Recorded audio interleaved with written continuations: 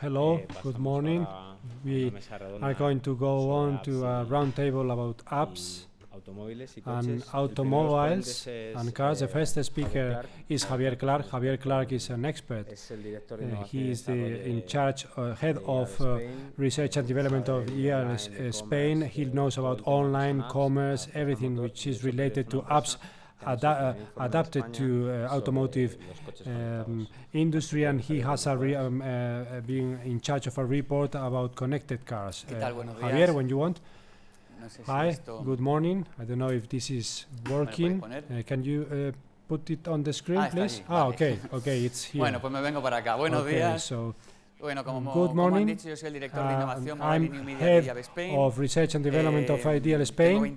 I have 20 minutes, and so I'm going to have to summarize a lot and be very quick. Basically, in my division, what we are trying to do is to normalize and to facilitate the arrival of investment and of funding to all the new digital areas. We are talking about mobile, digital signage, social media, online video, connected TV.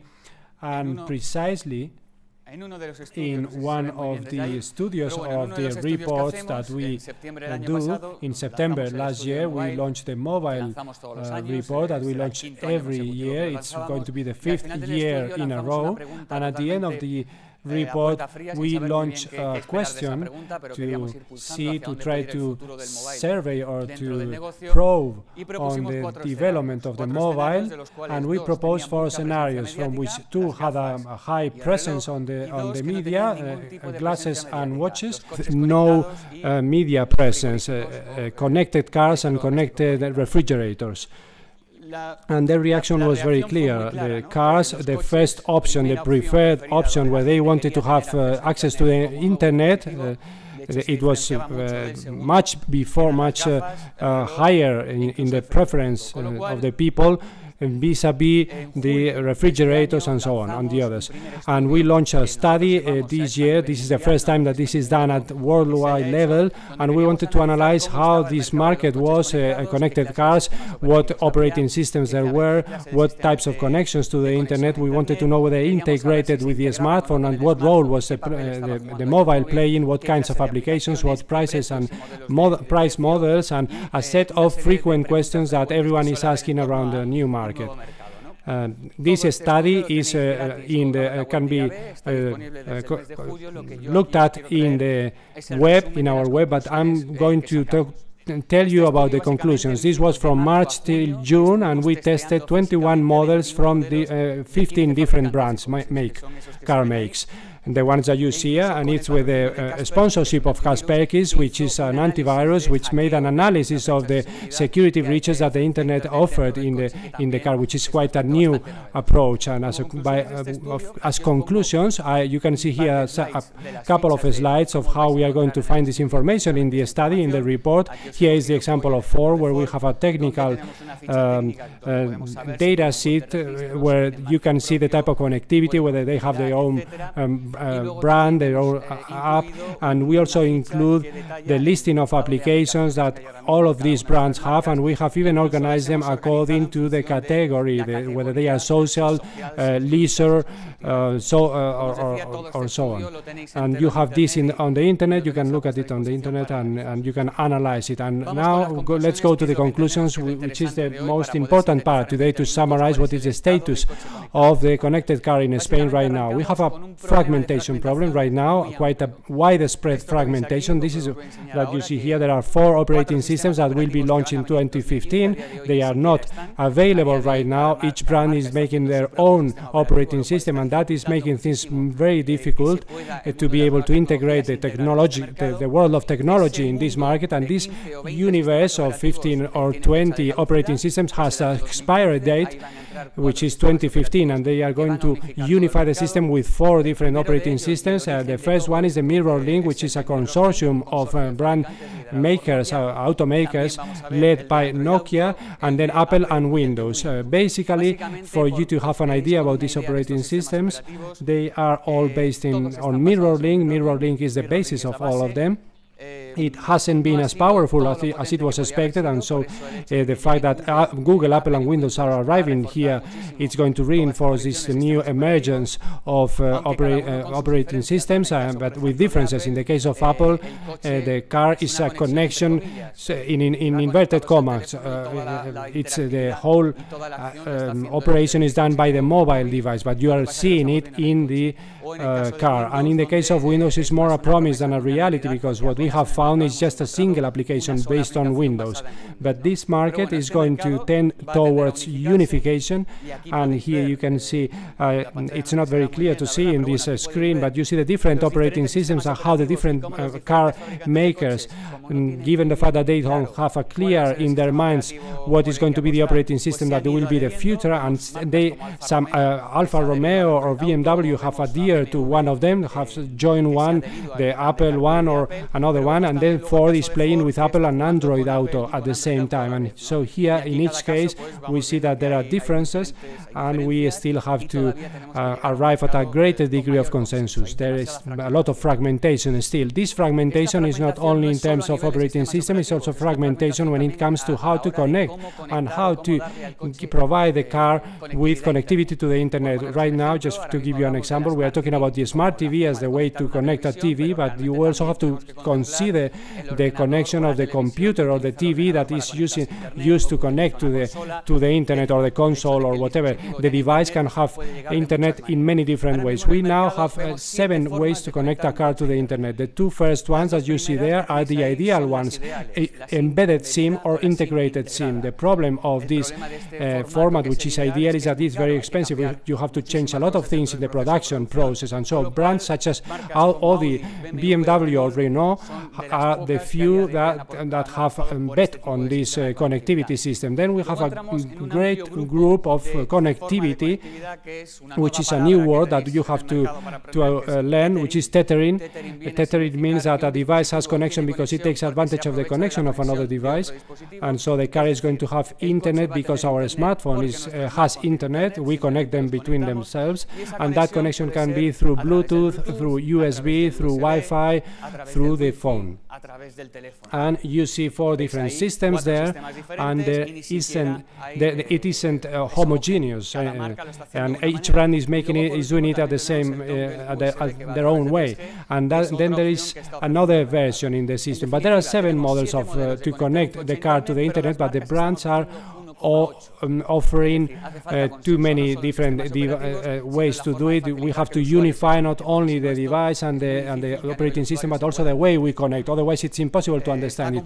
It's very complex with this resolution in the screen. You are not going to be able to read it, but I will read it for you. What we saw in this study is that there are 24 brands of cars in Spain that are offering connectivity. Connectivity integrated, there are 21 integrated connectivity. In this study, we have seen these 15 brands that you see there: Audi, BMW, Citroën, Ford, Lexus, and so on. And a very interesting piece of information is that only 7 brands in Spain are offering the e-call, the emergency call. If you have an accident, the car does a call directly. And this is curious because in 2015 the European Union is going to force them to include e-call in all cars, and we see that the market is very slow in this development, even when they have to have it ready for 2015.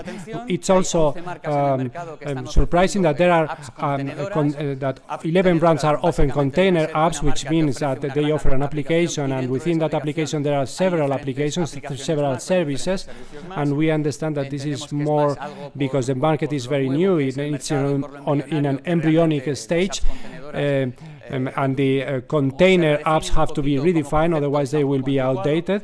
And we see also something very interesting, which is that 11 brands are offering their own application engine. We come from a world where applications had to come out in Android or Apple, and only Windows, and there are 3 stores, and now we have 11 stores. We multiply the market by 4. Overnight, and so the logic says that those cars that don't have their own market, they will launch their own market, and so the developers, the app developers, do not only come from the smartphone world, they go into the cars and into the TVs. Another piece of information that is interesting, it's the voice assistant. There are 12 brands that are car makers that are offering these voice services, because this is interesting because voice services are going to be found in connected cars very widespread. We are seeing there is no consensus that some offer a multi-screen a screen that with lots of colors and which distract, and others are offering very small screens in black and white, so as not to affect the driving process. And so there's a lot of development. There are 9 brands which are offering touch screen, and 7 makes that are offering a remote control or a joystick, which is this functionality that you have seen in the Mercedes ad, where he touches something in the seat and he manages or he manipulates the screen. But there is no consensus here either, and there should be a consensus between the car makers in order to offer a remote control, a touch screen, and so on and so forth. And very few brands allow you to get outside of their approach, and this is going to be develop in the future. This was happening with the smartphones some time ago, and they didn't allow you to get out of your operator, and the cars don't want you to get out of this menu, their menu in the internet. But of course, in the end, you will be able to do it. This is due to the embryonic stage of this market. We have analyzed 223 applications for cars. From these 223 applications, we have seen that some come directly in the car and some have to be downloaded to the smartphone, and when you connect the smartphone to the car, you have that internet experience. 9 models, the ones that you see, are the ones that are developing applications in the smartphone that allow you to connect. I give you an example. In the case of Mini, they have developed a game which is gaming the driving experience, and there are two different approaches. One more politically correct, and which give you rewards for your sporting driving, and that was not politically correct, and so they offered you just the opposite, to have a good driving behavior. And that is one of the main opportunities that we are seeing in cars. Just to give you an example from those 223 applications that we have tested, this is how the market is distributed. There is lack of consensus and homogeneity. We see the case of BMW, which is the one that has more applications right now, with 34 applications in Spain. 20 are through the smartphone and 14 are through the car itself.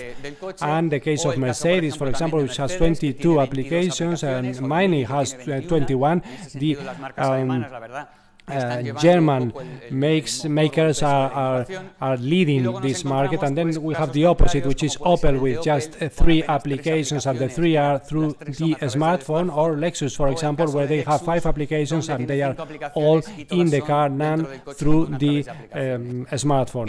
The logical development is that when someone launches something for a car, this should be available in all brands, all car makes. That fragmentation and that lack of consensus is leading to these maps where we have very curious situations where we don't even know the number of applications that are in the market, and we see that as this market evolves, they will tend towards homogenization. Here I wanted to show you a little bit how the market of applications is developing. On the one hand, we have seen that the automotive sector has gone through the most straightforward line. What do I want an application for in a car or an internet? To lead me to the petrol station, or to show me maps and guides, or to tell me about the traffic jams. Maps, guides, those are the most straightforward applications, but we have a long way to go to exploit the market. Is audio and music applications that talk about what is happening within the car, the games, news, and even the brands. There are no brand applications. And this paves the way for the branded content. It's not just a question of if I'm HM or Pepe Jeans, I'm the advertiser. When I go by a store, I just send an advertising piece. When internet arrived at the music and at the cinema, the digital killed the business model, killed the industry. The industry says that it was killed.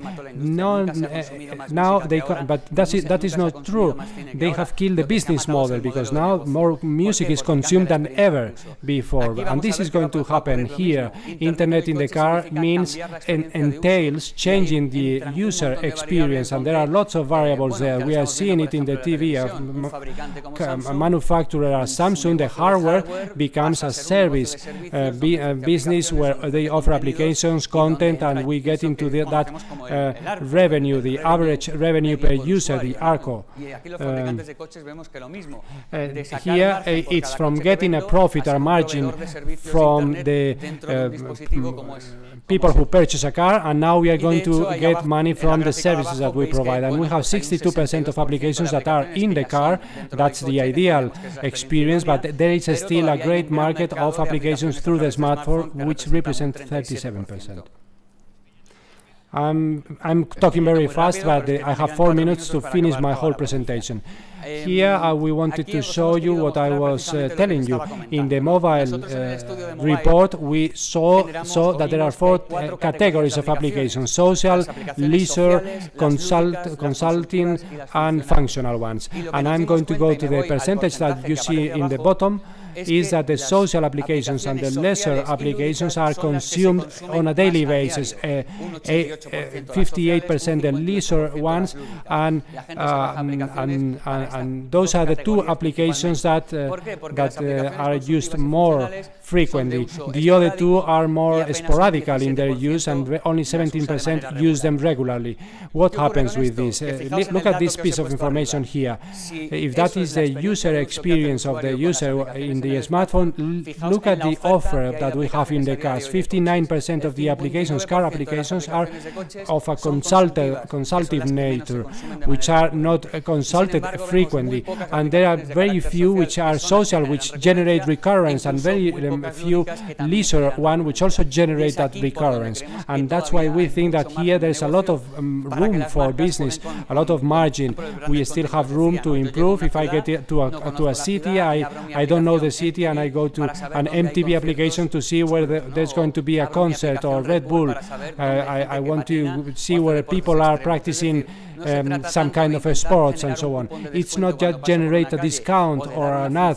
When I go by a store in the street, we can start to generate a lot of content without going to spots or to ads, because that's not the ideal ecosystem to introduce advertising. And just a couple of curious aspects. The most widespread application is Facebook, but we analyze 20-something makes of car, and Facebook is only in 9 of them. So we still have to fine-tune very much the access to this market. Facebook beats Google. It's one of the few environments where Facebook beats Google. Google is in 8 and Twitter is in 7 of the car makes. And another piece of information is that the usual players in the digital music thought that they were going to dominate the business, and there is no YouTube, there is no Spotify, only in 2 brands. We have players Aupeo and Stitcher. Those are brands that I had never heard about. Perhaps they are in the smartphone world, but I hadn't heard about them. And this gives us a clue that here there's a lot of opportunity, business opportunity for niche operators in the market that haven't found their place. If you can be a fresh comer and you arrive before the big players. And very briefly, I want to conclude and to stick to the time. The connected car world, we lose there's less presence of visual. The voice wins protagonism, and that's not a market niche. And in the car we see that the voice is very important, much more important than in other areas. If you have do applications for voice in the car, you are in the winner side, and that is going to, and also we have the eCall, European eCall in 2015, in December 2015, we also have another European regulation. There's going to be a 300% growth in the next 5 years. That's what everyone says. The hotels, the users value more free internet than having breakfast included in a hotel. The car with internet is going to be a new device where we are going, they are going to require by default that we have connectivity and that we have a different user experience. And just to conclude what I was saying, this is a huge opportunity for the advertising companies to do marketing and communication, not so much advertising, but there's a lot of opportunity to deploy innovative strategies that promote the change in the user experience, change the business model, and to make progress in a market which is going to be imposed, is going to be one of the great devices that are going to take up the headlines in the newspapers. And with that, I finish my presentation. Thank you very much. Okay, Javier, very interesting, and you have stuck to the time very punctually.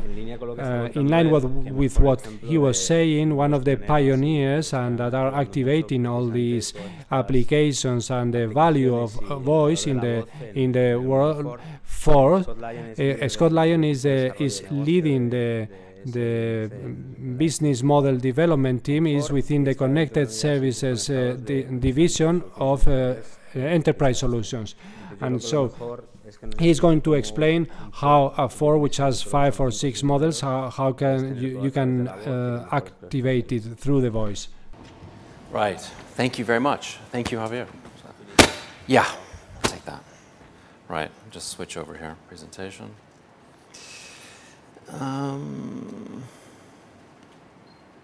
Yeah. Right. Right, so yeah, guys, welcome. Thank you very much for your interest in, I think, the connected car. So I started my day out very early this morning coming from Berlin, so I'm very happy with the weather here versus there. But right, so as was mentioned, I basically head up our business development team here in Europe that are really focused on getting in applications into our vehicles. I actually am not a car guy.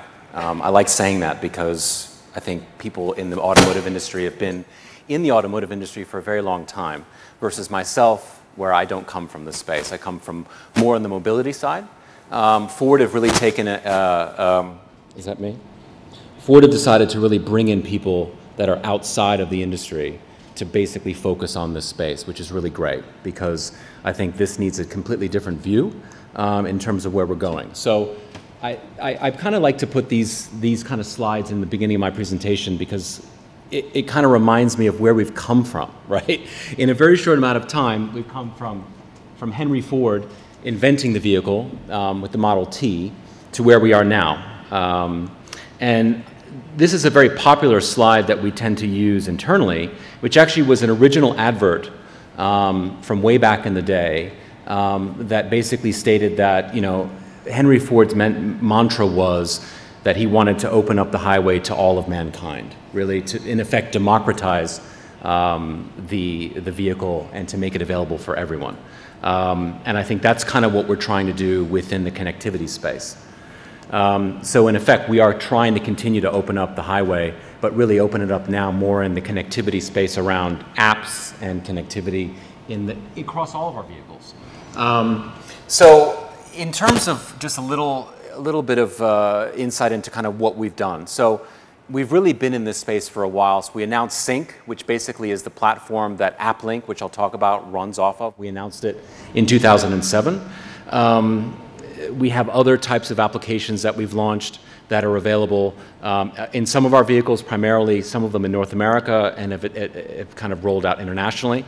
We also have emergency assistance and other types of sync services. So for example, here in Europe, we've rolled out emergency assist, which basically dials up if your vehicle has gotten into an accident. It uses your smartphone to dial the local emergency assistance number in some markets.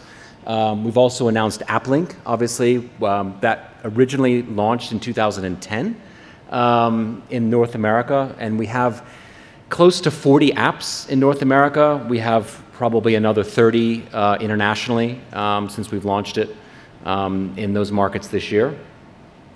The thing that I will talk about a little bit later in this presentation is around the developer program. So we were the first automotive manufacturer to actually launch a developer program. We launched it at CES, and I think that was an important step for us, because we decided that if we're going to really engage the developer community, we have to actually have a program to engage with them. So when I used to work at Motorola, we had a developer program. Lots and lots of other companies have decided to go down that route. It basically houses everything that we do in relation to engaging with the developer community around SDKs and developer support, etc. And this year, we launched AppLink 2.0, meaning that it was an enhanced version of AppLink with some new features, and we launched that in Asia Pacific, and we also launched it here in Europe. So today, I'm going to spend a majority of my time talking about AppLink, because I think that's where the opportunity is as it relates to what we're doing within Ford. Now, this is an advert, and I just wanted to play this for you. This is something that focuses on a particular partner of ours called Glimpse. I'm not sure if any of you have heard of Glimpse, but basically it allows you to send your location to someone that you want them to know, hey, I'm going to be there shortly. I'm going to send you my location, and they can track you live for a period of time. The reason I wanted to show this is because I think it's important to reinforce the fact that we're not only just working with our partners to say, hey, come on board. We're actually also promoting them in TV spots and other types of collateral that we're doing. So we're not just kind of saying, hey, this is it. So this is a pretty big thing for us to focus one spot just on AppLink. I'm going out of my way to please you.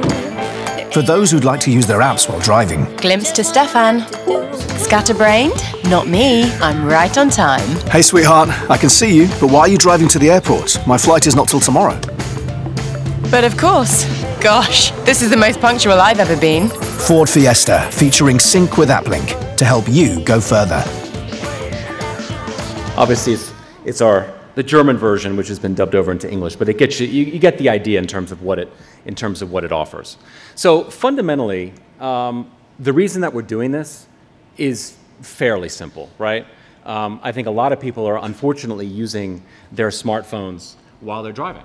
I know I have done in the past, and I get that little tinge of guilt, of course. So AppLink definitely allows you to not pick up your phone, basically use your voice, and start to actually engage with the application without taking your hands off the wheel, eyes off the road. We love saying that, but it totally is true. We want these statistics to go down.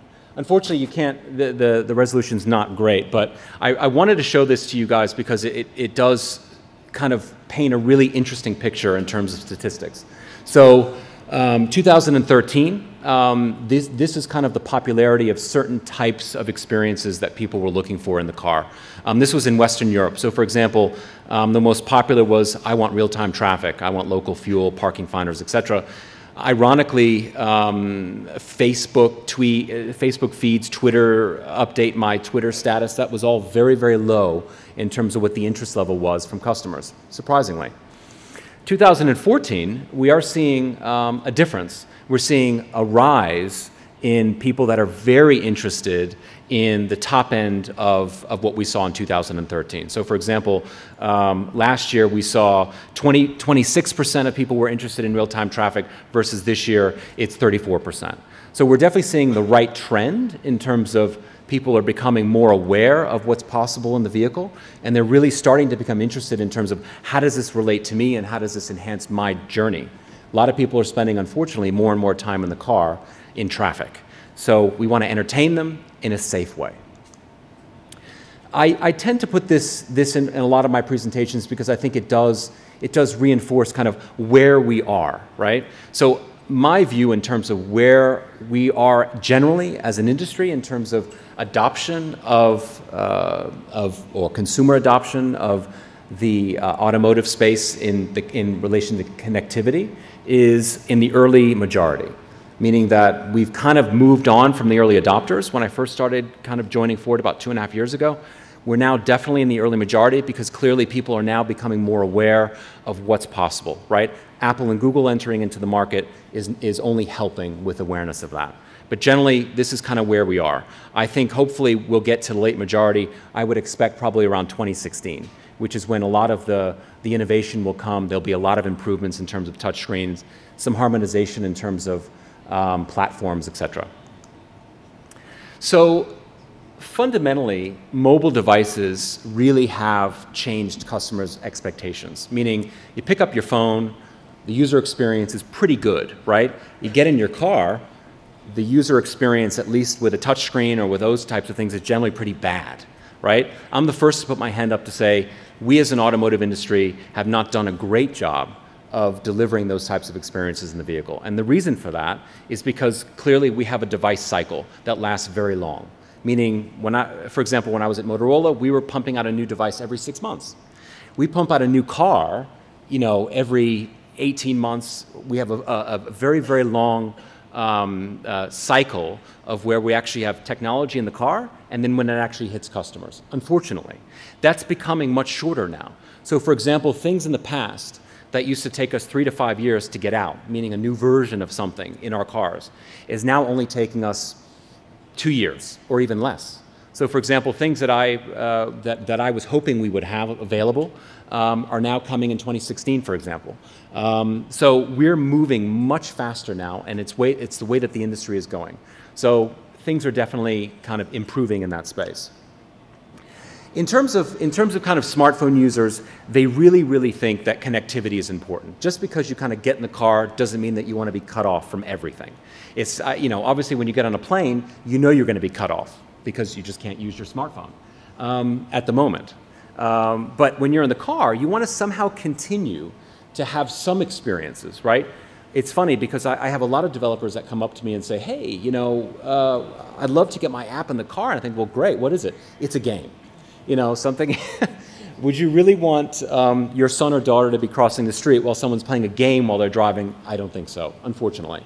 So generally, there is really only a sliver of applications that I come across that are really appropriate for the car, right? It's about thinking about use cases. How will this work in terms of while I'm driving, what can I do? At the moment, and this is something that I think a lot of us are very guilty of, is that, for example, if the in-car technology, which a lot of it doesn't meet their needs, meaning it's not delivering that experience that they want. For example, whether it be I'm going to use the maps that came embedded with my vehicle, or do I want to use my smartphone to deliver my mapping solution, for example, right? A lot of people at the moment, and I was in a very expensive car the other day. Someone was driving me to the airport, and they had a very nice embedded solution in their car, but they were using Google Maps. I have no idea why they were, but clearly it offered them more experiences than what they had embedded within the vehicle. So let's talk a little bit about Sync App Link. So App Link basically allows you to control experiences primarily by voice. That's the primary use case for us. We do allow developers to have access to a whole range of things within the vehicle, buttons on the head unit, etc. But the primary experience is press the button on your steering wheel, for example, say Spotify, and then that will allow you to get into the Spotify application and say, I want this playlist, that playlist, and in effect control the app. You can basically do this from any point within the app once you're within sync, which I think is great. Additionally, if you have an application that wants to take advantage of vehicle data, so for example, obviously the vehicle offers quite a lot of rich data, whether it be the GPS location, which of course is more accurate than the phone, certain elements of fuel, a whole range of other types of odometer, etc. These things are available through the APIs that we make available through AppLink. So all of that's documented on our developer site, but generally a lot of people are really interested in vehicle data because it will enhance the experience that their app could potentially offer while the customer is in the vehicle. So in my view, there are a lot of consumer benefits here for what we consider a brought-in strategy, where the concept that we have is brought in. There are other manufacturers that have decided to go fully embedded, meaning everything is embedded in the vehicle, and there are others that have decided to go kind of a hybrid approach, right, where it's a combination of embedded and brought in. We've decided to fully go the brought-in strategy. We think that we can roll out features much faster this way. It's obviously, you're bringing in your own smartphone. If you share a vehicle with your partner, for example, you bring in your smartphone, it's tailored to your experience versus an embedded solution is totally geared towards one person. And there's also a cost perspective here as well, right? So obviously Ford, being a mass market manufacturer of vehicles, for example, if you buy, as you saw in that commercial, Fiesta, 9,000 euros, for example, you'll get this in your car. In effect, you would get a low-cost connectivity solution for embedding for example, engaging with your applications at that price level. We have an 80% take-up rate for Sync. Sync is not an expensive solution. Most people end up taking it because it's not expensive at all. Developer benefits, and I would assume some of you are actually developers in the room, I would hope. You get a high volume platform. There are a lot of, obviously Ford ships a lot of vehicles around the world. It's global. We now have a global solution. Because this is your own app, it's not embedded in our vehicle, you control the experience, meaning you roll out an update, we work with you to make sure that it works properly, and you roll it out. If someone has a Ford vehicle and they have AppLink and they have your app, it works. If they have your app, they don't have a Ford vehicle, doesn't matter. So you probably, if you have Spotify or any of the other applications that we have available at the moment on AppLink, your app supports AppLink now. Whether you have a Ford vehicle or not, you have it. So this is just something to kind of reinforce where we stand in terms of what's possible, right? So in the past, if you were focused on an embedded solution, it would take years probably to get in the car. The testing, all of those types of things. With our solution, within a brought-in solution, because the app is living on the phone, it could take a number of months to get into the car, right? So we work very closely with our developer partners to get them on board, to work with them on their use cases, meaning what exactly is the driver experience with your app in the car. We spend quite some time making sure that people are actually involved in doing that, right? You obviously have access to the head unit and to the screen, meaning that not only can you control the voice, you also have access to the actual screen in the head unit to present whatever types of content you want, primarily text. So this is an example of a monetization opportunity, which is basically a car-only application, right? Car-only apps are one of those things that I think is an untapped market, right? Most of the apps that we're seeing coming into the space are applications that live normally on a smartphone outside of the car, right? What I'm looking for as well are actually apps that just are focused for the car, right? You're in the car, what's the experience?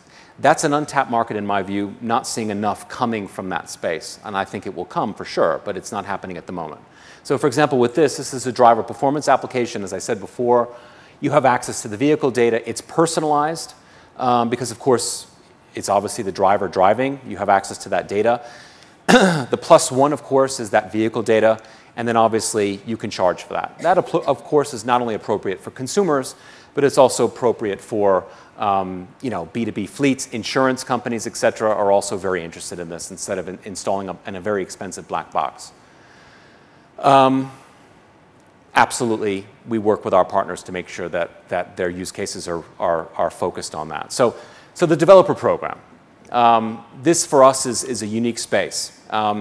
We do offer quite a lot of support. We offer resources. We offer dedicated resources in terms of the SDKs, development guides, etc. There's also a community of people that are available to help. And then, as I said before, we have decided not to launch our own app store. We don't think that's the most appropriate thing to do. But we do have an app catalog, which actually is available here in Spain. If you go to Ford.es and you look for AppLink, you can actually find the app catalog here for this country, which will actually list the apps that are available just for Spain. So we're looking at ways that we can help to promote these applications to customers and make them aware that they are out there. So from a benefits perspective, we obviously, as I said before, we've got the website. It's got all of these lovely materials on there that you can find. Lots of resources around testing, validation, et cetera. The unit that we have here is the black box, what we call a TDK. We actually send that TDK out to all of our developer partners who we do work with. So that basically, it's not a pretty looking device, unfortunately. It's very techie. A lot of techie people love that thing. I personally am not a fan. But it's basically a car in a box. It has everything that you would normally have in the car, but it's in a box that you can basically sit on your desk. You can connect your phone to it, and it basically has the exact same experience that you would have, except we don't have to lend you a car. So this is the unit that we give out to our partners for them to test and to develop against. As I said before, we do also have a curated app discovery platform that's on the web. We're launching it also on Android and iOS, so we will have apps available that will link people directly to the App Store in their local market so they can get these apps.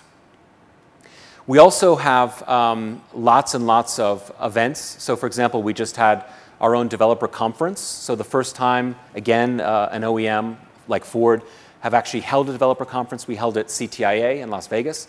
I was a little bit nervous. I wasn't sure who was going to show up to just an automotive-only developer conference, but it was very well attended. And in fact, we also had a hackathon that was attached to that. So we had lots and lots of interest in developing applications just for the car. And that, for us, was a very good sign in terms of level of interest here. So we're continuing to do that. We will actually do some hackathons and some other types of events here in Europe next year, which is great. So as I said before, the API suite allows you access to our text-to-speech engine, which is built into the car. You develop your voice commands. They are not predefined by us. They're defined by you. We give you some tips on how you should do that. The content is displayed on the actual vehicle display as well if you want to take advantage of that. And you can take advantage of vehicle data. So one point, which Javier, I know that you were talking about the kind of fragmentation, right? So one thing that we have, that we're attempting to do, which I think is quite unique, again, is that we decided to give away an open source AppLink. So we made the announcement quite a number of months ago that we were open sourcing AppLink. We were giving it away for free. We work with Geneva, which is the Automotive Open Source Foundation. They call it Smart Device Link. We call it AppLink. So there are a number of head unit manufacturers that manufacture head units for other, for third parties, et cetera, which have embedded and taken Smart Device Link. And we are actively working with other OEMs to hopefully get other partners to take Smart Device Link. There's been no announcements on that yet, but we feel that something that's been born from the automotive industry, this platform, it makes sense for this also to be another alternative out there that people can develop with. So more news potentially in the future on that. And that's it. So I want to thank you again for this. If there are any developers out there in the audience who are interested in AppLink and understanding what we can do, I would certainly be welcome to talk with you afterwards. That's it.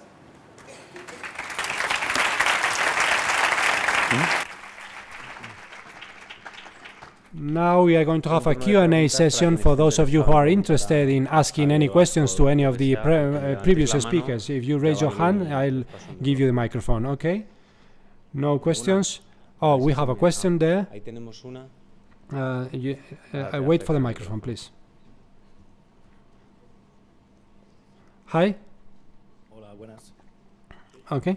I wanted to know How do you think this is going to affect the implementation of a common market, such as the Android market for the operating systems of the cars, or in the case of the Apple market? How that is going to affect the development of application for individual developers and so on?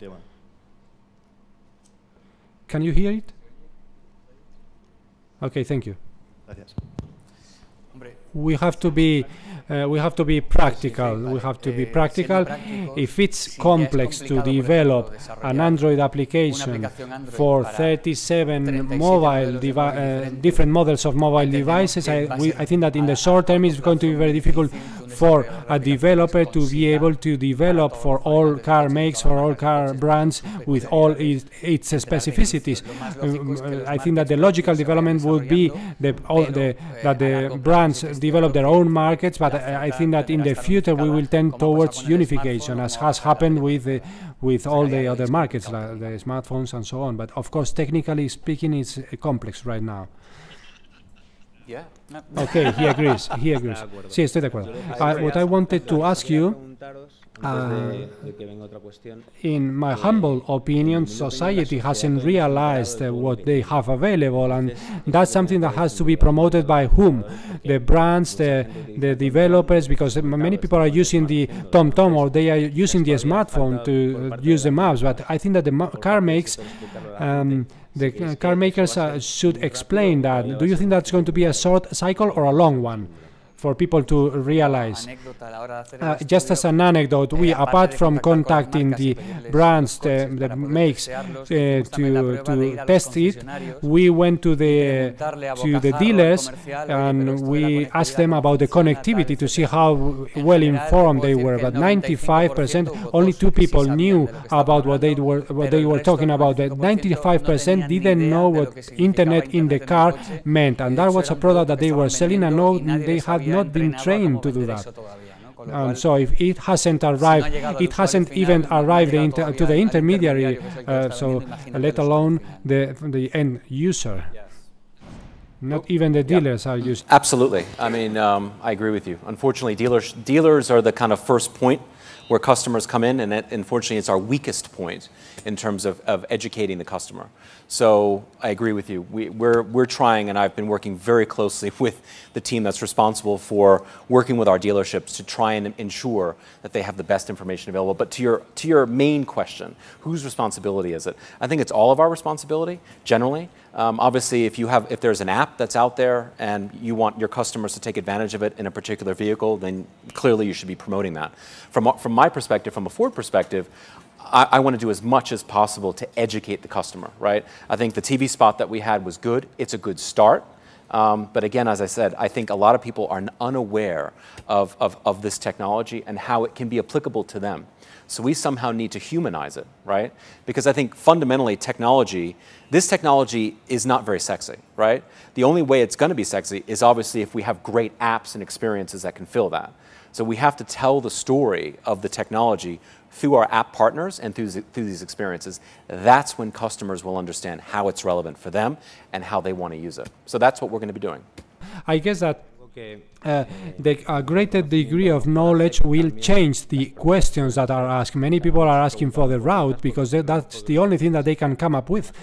But we are in an initial embryonic stage. Yes, but the problem is that we sometimes demand from the brands that they are in all sectors of communication, and this is going very fast. With the digital, we were demanding that the web pages were adapted to mobile devices. Now they have to be teleconnected. They have to generate good quality content, and now we are demanding that they generate innovations and initiatives in the car. And so the organizational chart and the way they organize the advertisers used to organize themselves is not enough for this new environment, and they should bet on innovation, because there are many fronts and which are many ways to innovate, are many opportunities to innovate, to generate new experiences, and there is not a request or a requirement to invest a lot of money. Any other questions? I don't know, is this working? Yes. I have in my pocket a phone with four cores, with 4 gigabytes of RAM, and I'm starting to wonder whether it would be more sensible to plug in my phone to a dock and have the screen and have a keyboard and to continue working with the same operating system, with the same information and so on. In the same way that I am proposing, why do I need another device at home? Why do I need another hardware device when I get into the car? What I'm asking is why that decision to opt for the all-in car model instead of the tethering. Also, if we want to unify everything that we have around us at home, in the car, and so on, in order for the experience to be seamless, to be a good experience. I don't know if I've made myself clear, but that's the question. Well, yeah. So, I mean, to your point, the smartphone, from Ford's perspective, the smartphone is the engine that obviously is running what the experiences are on the car, right? In effect, it is the processor. It's much faster. It's being updated much quicker than we can update what we have in the vehicle. So I agree with your point, and it's what we're doing. I think we need to be careful about what types of devices we allow to come into the car, right? At the moment, we're supporting Android and iOS because, of course, those are the largest platforms that are out there in terms of scale. Clearly, as things progress, we will probably support on other platforms. But generally, I agree with your point. That's for us, the brought-in strategy is using the smartphone as the engine because it makes sense. Answering part of your question, it is true that with so many devices connected, in the end, the model that is implemented is the cloud. The cloud is important, and the devices that I use to get to that information are silly to some extent. I don't need high tech. I just need access to that information. And on the other hand, why having internet in another device in the car? Of course, we cannot deny that it has an added value. The user experience can be a radical change in the car. It's much more difficult to understand it in the Google Glasses, for example, or the smart watches, because I don't see the added value. I just see a replication of a mobile device with a different shape. I don't see the added value, but I see the added value in the car. And I give you another example. The insurance companies are calculating the price, the rate, using mathematical formulas and their calculations, the core computation. If they have an application which knows everything that you do in the car, they will be able to do a very tailored solution, insurance solutions for you. So we open up a new, a whole array of opportunities that many traditional brands are not even contemplating, and that's one of the places where we spend more time. It's not a device that we wear; it's something that takes us, that drives us, and so it's a change in the discourse with the rest of the digital sector, and which opens up a lot of new opportunities and possibilities. And in line with that, do you think that the brands are going to reach a consensus among themselves when it comes to betting on a specific technology? The car makes, you mean? Yes.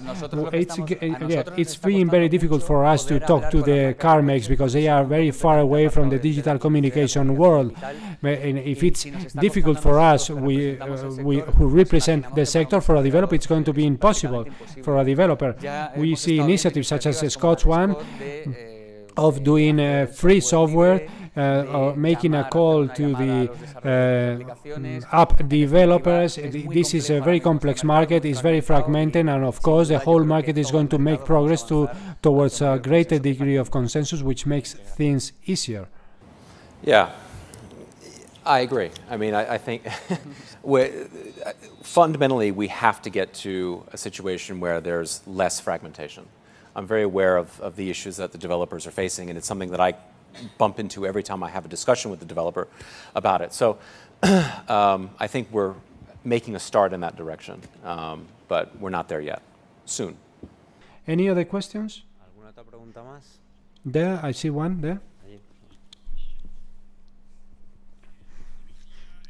the technology in this kind of devices, in the phones, develops very quickly. We change every 18 months or 24 months, and the smartphones are becoming more and more powerful, different operating systems, but the useful life of a car can be 10 years or even more. And so, how are the car makes such as Ford approaching that, are facing that? What we purchase right now is not going to be useful in 5 years, for example. How do you approach that?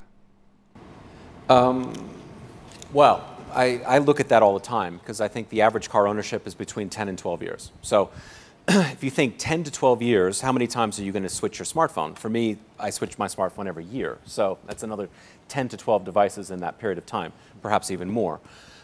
Yes, we are looking at that, and that's one of the reasons why I think the concept of a brought-in makes sense, because obviously we allow the smartphone to connect.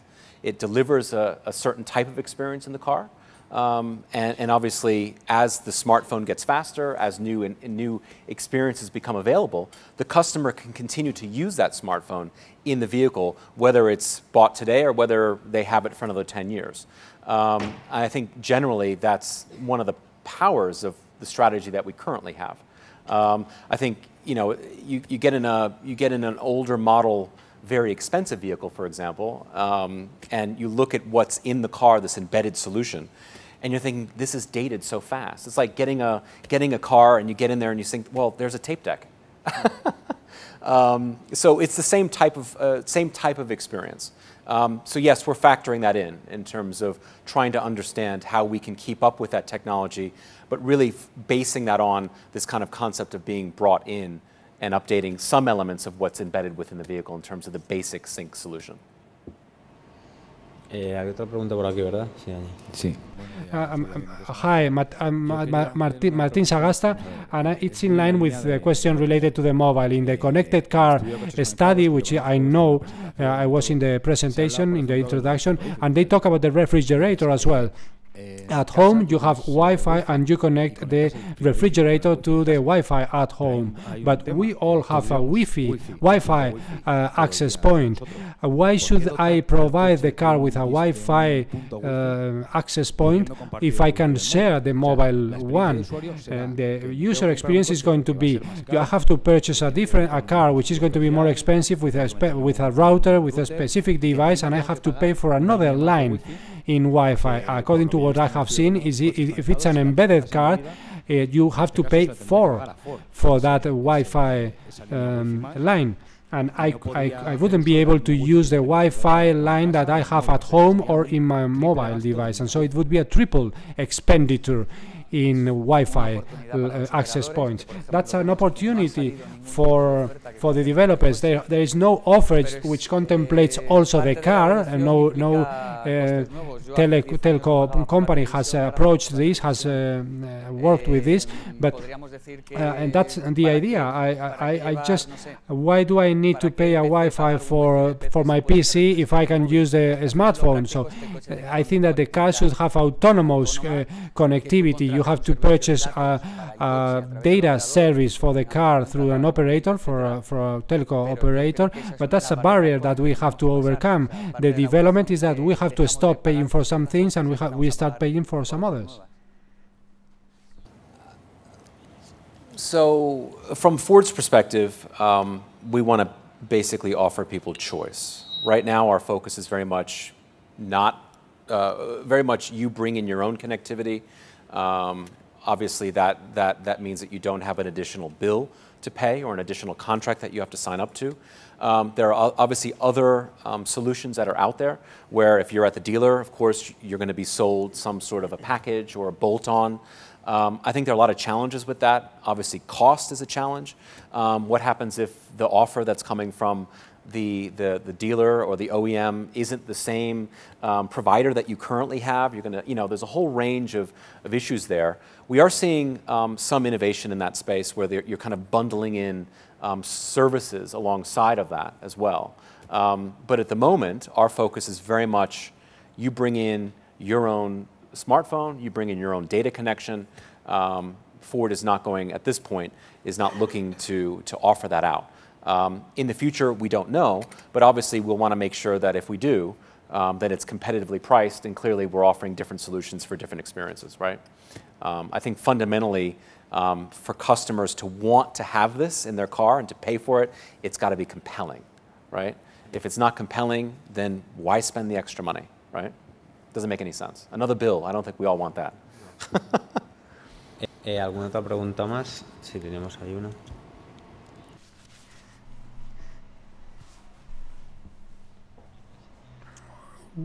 A quick question from me. What you said about the e-call is from 2015, and only 7 car makes have it. And what do they have to do? I think that there will be an extension, moratorium or something. But I guess that from 2015, the cars that are manufactured will have to include the e-call. But right now, there are only 7 brands that have the e-call embedded. First of all, I would like to congratulate you because the talks have been very interesting, and I have a question related to the devices that are connected to the diagnosis port. For example, an indie programmer can purchase a device for 10 euros and can extract data of RPM or oxygen banks and so on. What advantages would it have for that programmer to join a partner and to develop applications through Ford, having to restrict themselves to a specific brand? I guess that the brand is going to provide him with a certain degree of visibility and training as well. But are there any startups or Automatic or some others which are using these devices? What advantages that does provide the developers with? I mean, belonging to that cluster of developers. Well, you bring up a really good point. So yes, there are kind of dongles that you can plug in to your USB port, for example, that can give you certain types of data. If we're talking data, for example. So there's certain types of diagnostic data that you can get, limited diagnostic data.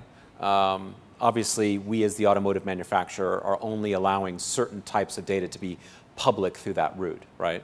There's a whole range of vehicle data which is quite long that you get access to if you are working with AppLink, for example. So there's obviously a much richer feature set that you could take advantage of. From a basic level, obviously, Ford is being very aggressive in this space in terms of the connected car. We're being very aggressive in terms of promoting AppLink and promoting our partners. So at the moment, it's a very crowded space out there. There are, zillions of apps. People are looking to try and hold their flag up to say, hey, download me, pay for me, use me on my smartphone, right? So what we're doing is, first of all, we're not taking in every app and every partner that comes and knocks on our door or who I speak to. We're very selective in terms of who we want to work with. Once we start to work with a partner, then it's about them having the ability to promote that, we promoting them. So it's, Ford is, I would say, a fairly large brand. And clearly we have a fairly sizable marketing budget. And we also have visibility and access to customers that most startups and developers don't have access to, right? Because they're startups, right? We want to work with startups. And I think that's one of the powers of what our solution is that if we had an embedded solution, for example, and we were working with partners, I would never, ever be able to work with some guy who just had a really great idea, startup, right? A guy in his garage, amazing app, right? Would I ever be able to embed that in my car? Absolutely not. Risk is too high, right? Because we have a broadened solution, and because the app will live on the phone, if they're here today and they're gone in 6 months' time, it's not necessarily a problem for us, right?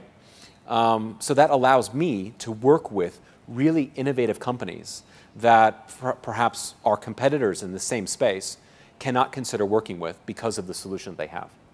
So, ultimately, it's about working with a big brand like Ford and about us promoting and telling the story of the connected car through our app partners, which is what I mentioned before. So I think there are definitely benefits there.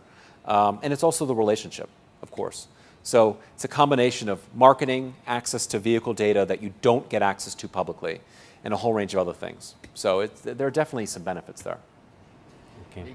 Just to add something, in such a saturated market for the developers where having visibility is almost impossible, it offers another possibility to have visibility. If Android and Apple are very saturated, you go to Ford and you can have a headline in the press, you can be in the media, you can be a success story to sell to other brands. It can open up new business opportunities to sell to other businesses. I would jump in immediately, but because there are very few value propositions and there's a lot to be done there.